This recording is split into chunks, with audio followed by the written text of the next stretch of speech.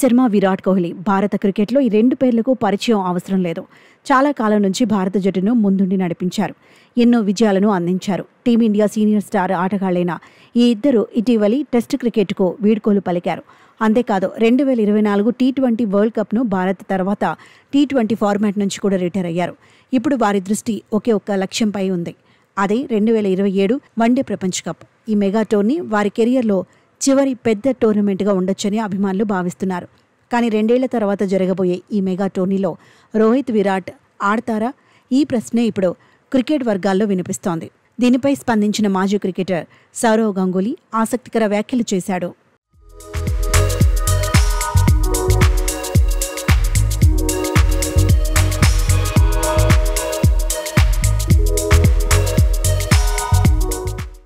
రోహిత్ శర్మ, విరాట్ కోహ్లీ ఇద్దరు 2027 వన్డే ప్రపంచ కప్ ఆడటం సవాల్తో కూడుకున్నదని అన్నారు సౌరవ్ గంగూలీ. 2027 నాటికి రోహిత్ శర్మ వయసు 40 సంవత్సరాలు, విరాట్ కోహ్లీ వయసు 39 సంవత్సరాలు ఉంటుంది. ఈ వయసులో అంతర్జాతీయ క్రికెట్లో అత్యున్నత స్థాయిలో ఆడటానికి ఫిట్నెస్ కీలకం. మరి ఆ వయసులో వన్డే వరల్డ్ కప్ ఆడటం అయితే అంత సులభం కాదని అభిప్రాయపడ్డారు. అంతేకాదు భారత్ తరపున అప్పటిదాకా ఏడాదికి సుమారు 15 వన్డే మ్యాచ్లు ఆడాల్సి ఉంటుందని అన్నారు. ఇప్పటి నుంచి 2027 వరకు కనీసం 27 వన్డే మ్యాచ్లు ఉంటాయని, ఆ మ్యాచ్ల్లో స్థిరంగా ఆడాలంటే ఫిట్నెస్తో పాటు ఫామ్ను కూడా కాపాడుకోవాల్సి ఉంటుందని పేర్కొన్నాడు. అయితే వారికి సలహా ఇవ్వాల్సిన అవసరం లేదని, ఎందుకంటే వారికి ఆట గురించి బాగా తెలుసన్నారు. వీరు వన్డే మెగా టోర్నీ ఆడతారని ధృవీకరించలేమని, ఆటకు దూరమయ్యే అవకాశాలే ఎక్కువగా ఉన్నాయని పేర్కొన్నాడు.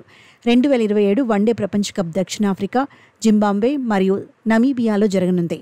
ఈ టోర్నమెంట్లో రోహిత్, కోహ్లీ ఆడాలంటే రాబోయే ఛాంపియన్స్ ట్రోఫీ, ఆసియా కప్ వంటి టోర్నమెంట్లలో తమ స్థానాన్ని సుస్థిరం చేసుకోవాలి.